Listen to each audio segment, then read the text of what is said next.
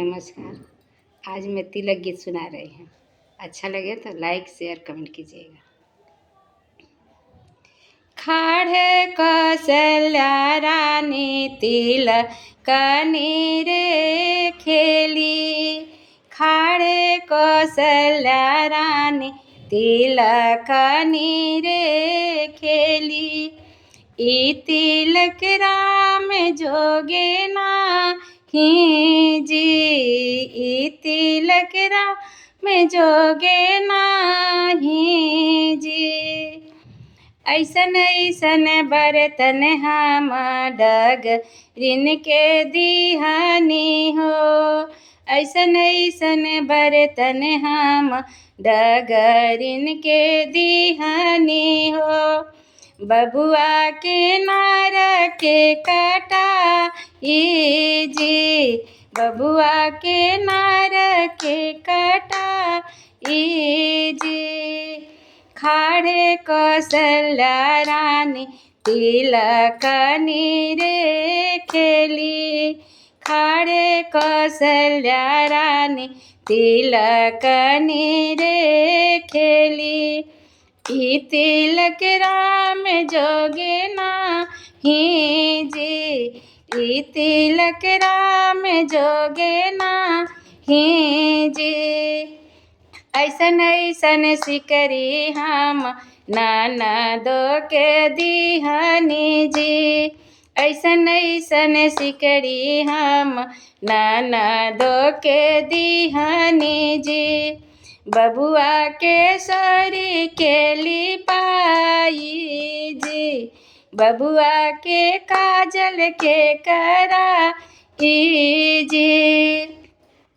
खाड़े कौशल्या रानी तिलकनी रे खेली, खाड़े कौशल्या रानी तिलकनी रे खेली। ई तिलक राम जोगे नाही जी, ई तिलक राम जोगे नाही जी। ऐसन ऐसन कपड़ा हम धोबिन के दिहानी जी, ऐसन ऐसन कपड़ा हम धोबिन के दिहानी जी। बबुआ के कपड़ा के धोआ जी, बबुआ के कपड़ा के धोआ जी।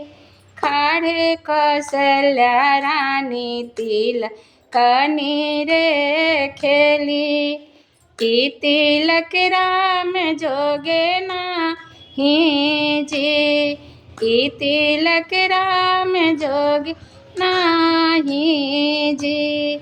ऐसन ऐसन कपड़ा हम नाउन के दिहानी जी, ऐसन ऐसन कपड़ा हम नाउन के दिहानी जी।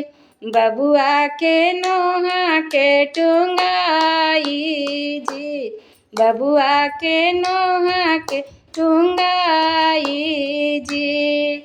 खाड़े कौशल्या रानी तिलकनी रे खेली, खाड़े कौशल्या रानी तिलकनी रे खेली। ई तिलक राम जोगे नाही जी, ई तिलक राम जोगे नाही जी।